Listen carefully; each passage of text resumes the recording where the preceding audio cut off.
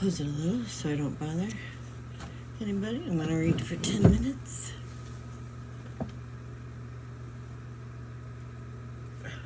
My hair.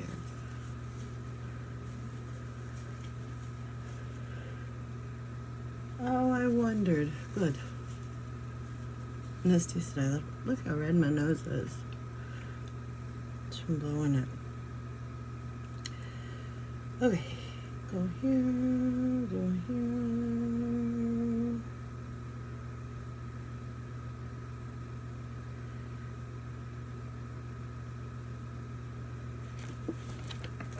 Okay, regular book. Well, more the book we've been reading.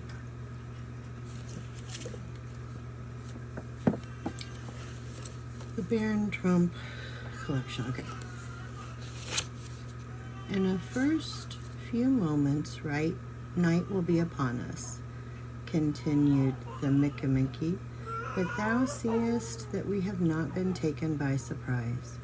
I should explain to thee, little Baron, that owing to the capricious manner in which our river of light is apt both to begin and to cease flowing, we are never able to tell how long a day or night will prove to be. This is what we call twilight. In thy world, I suppose day goes out with a terrible bang, for our wise men tell us that nothing can be done in the upper world without making a noise, that your people really love noise, and that the man who makes the greatest noise is considered the greatest man. Owing to the fact, little Baron, that no one in Goggleland can tell how long the day will last or how long it may be necessary to sleep, our laws permit no one to set any exact time when a thing shall be done, or to exact any promise to do this or that on a certain day, for, bless thy soul, that day may not be 10 minutes long. Hence we say, if tomorrow be over 5 hours long, come to me at the beginning of the 6th hour, and we never wish each other a plain good night, but say, good night as long as it lasts. What's more, little Baron, as night is apt to come upon us this way, unawares, by law all over the beds belong to the state. No one is allowed to own his own bed, for when night overtakes him, he may be at the other end of the city, and some other subject of Queen Galaxa may be in front of his door. And no matter where night may overtake a Mickaminky, he is sure to find a bed. There are beds everywhere. By touching a spring, they drop from the walls, they pull out like drawers, they are under the tables and divans, in the parks and the marketplace, by the roadside. Benches, bins, boxes, barrows, and barrels are pressing a spring may in an instant be transformed into beds. It is the land of beds, little Baron, but behold, the twilight goes to its end. Good night as long as it lasts. And with this Master Cold Soul stretched himself out and began to snore, having first carefully covered up the 2 holes in the front and back of his garment, so that I shouldn't have any chance to take a peep through him in case I should wake up first. Bulger and I were right glad to lay our limbs on a real bed, although from the way my 4-footed brother followed his tail around and around, I could see that he wasn't particularly delighted with the softness of the couch.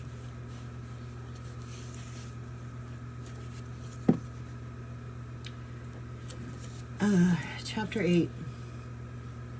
Good morning as long as it lasts. Plain talk from Master Cold Soul, Wonders of Goggle Land. We enter the city of the Mickaminkys. Brief description of it. Our approach to the royal palace. Queen Galaxa and her crystal throne. Master Cold Soul's tears. I don't think the darkness lasted over 3 hours. Perhaps it was longer, but Master Cold Soul was obliged to shake me gently ere he could rouse me. Now, little Baron, he said, after he had wished me a good morning with the usual as long as it lasts, tack 2, if thou art quite willing, I'll conduct thee to the court of our gracious mistress, Queen Galaxa, our wise men have often discoursed to her concerning the upper world and the terrible sufferings of its people, exposed as they are to be first frozen by the pitiless cold, and then burned by the scorching rays of what they call their sun. And she will no doubt deign to be pleased at sight of thee, although I must warn thee, thou art most uncomely, that thou seemest so black and hard to me as scarcely to be human, but rather a bit like living earth or rock. I greatly fear me that thou wilt take our people extremely vain by comparison. Thy four-footed companion we know well by sight, having often seen his petrified image in the rocks of the dark chambers of our world.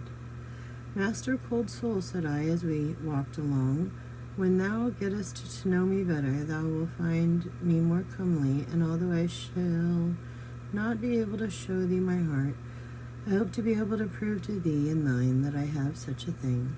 No doubt, little Baron, exclaimed Master Cold Soul, but be not offended. It is not more pleasant for me to tell thee disagreeable things than it is for thee to hear them. But I am paid to do it, and I must earn my wage. Vanity grows apace in our world, and I prick its bubble whenever I see them. To my great wonder, I now discovered that the world of the Mickey-Mickeys had lakes and rivers like our own, only of course they were smaller and mirror-faced, being never visited by the faintest zephyr.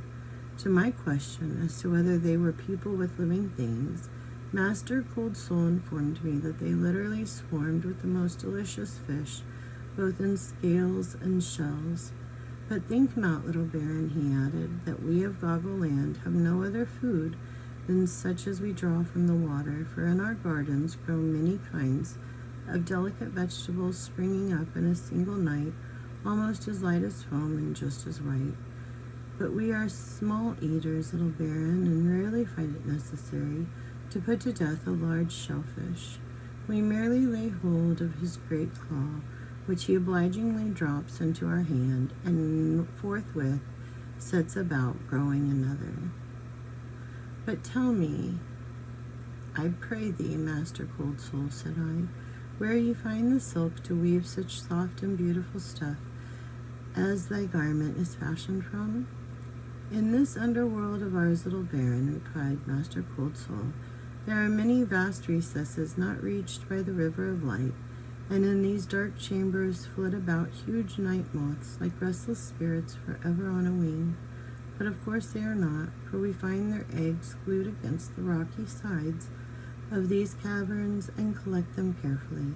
The worms that are hatched from them spin huge cocoons so large that one may not be hidden in my hand, and these unwound give into our looms all the thread they need.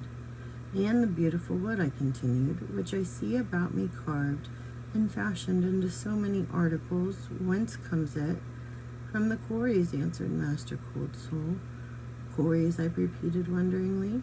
Why, yes, little Baron, said he, for we have quarries of wood, as no doubt thou hast quarries of stone.